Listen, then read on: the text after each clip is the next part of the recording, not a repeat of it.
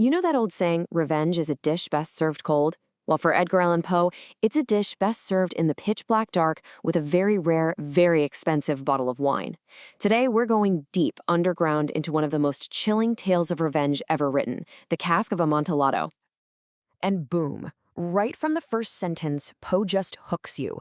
We have no idea what this so-called insult was. We never find out. But what we know for sure is that for our narrator, Montresor, a line was crossed, and there is absolutely, positively no going back. This isn't just about getting mad, this is a vow. So, what makes this story so uniquely creepy? It's not just the murder itself, but the twisted philosophy behind it. You see, Montresor isn't just winging it. He has a very specific and very brutal code of honor, a set of rules for what he calls a perfect revenge. Okay, so rule number 1 is all about this word impunity. Basically, it means you have to get away with it, scot-free. No punishment, no consequences. Because in Montresor's mind, if you get caught, did you really win? Not a chance. That's not a victory. It's a failure.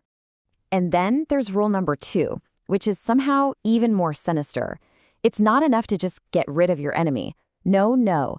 For the revenge to be truly sweet, your victim has to know, without any doubt, that you are the one doing this to them. The psychological terror is the whole point. And get this twisted way of thinking isn't just his own idea. It's practically in his DNA. The Montresor family motto is literally, "No one attacks me with impunity." Their family crest even shows a foot crushing a snake that's biting it. For Montresor, this isn't just a murder. It's about upholding a centuries-old family tradition. All right, let's actually walk through the plot and see how he pulls this off. And I do mean walk, because Poe structures this as a literal journey downward. It's a physical descent into the catacombs that perfectly mirrors the psychological descent into death and madness. And it unfolds with this chilling clockwork precision. First the vow, then he sets the lure using Fortunato's own pride against him. Then comes the long, slow descent into those damp, dark catacombs, which leads to the horrifying entombment. And then the final gut punch. Montresor tells us it's been half a century, and he got away with all of it. You know, the setting here is just genius. The story kicks off during Carnival. It's loud, it's bright, it's chaotic, and full of life and freedom. But Montresor leads Fortunato away from all that light, down into the silent, suffocating blackness of the family crypt, a place of death. It's a journey from one world straight into the next. So when you boil it all down, what's really driving this entire tragedy? Well, it comes down to one thing: pride. It's the fatal flaw that's fueling not just the murderer, but the victim too. It's what makes the whole thing possible.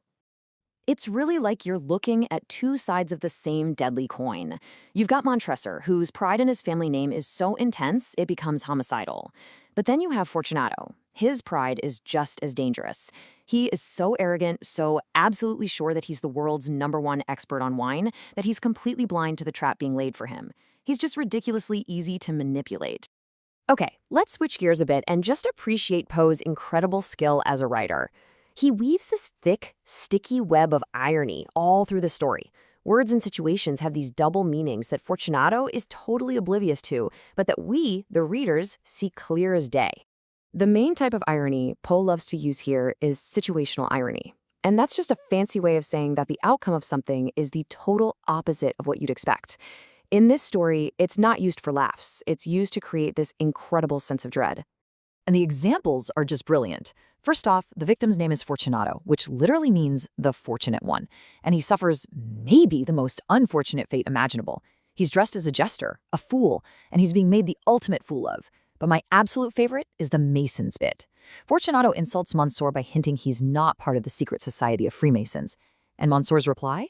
He pulls out a trowel, the tool of a literal stonemason, the very tool he's about to use to build Fortunato's tomb. It's just chilling.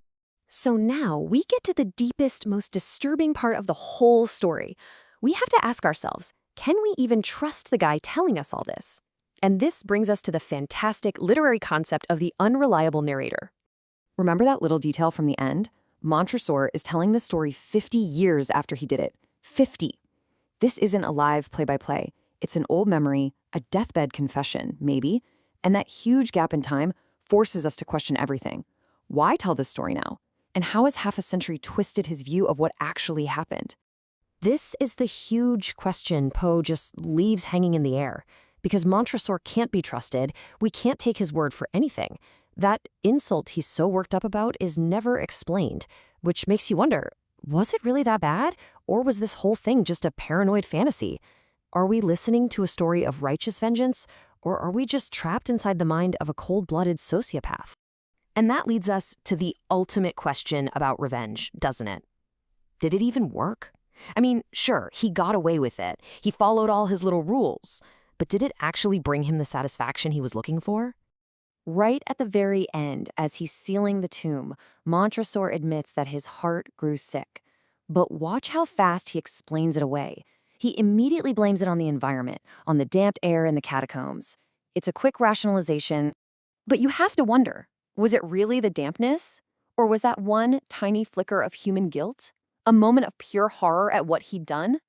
Or maybe, just maybe, it was the sickening realization that his grand, perfect revenge brought him absolutely no satisfaction at all, and he had to push that thought away as fast as he could.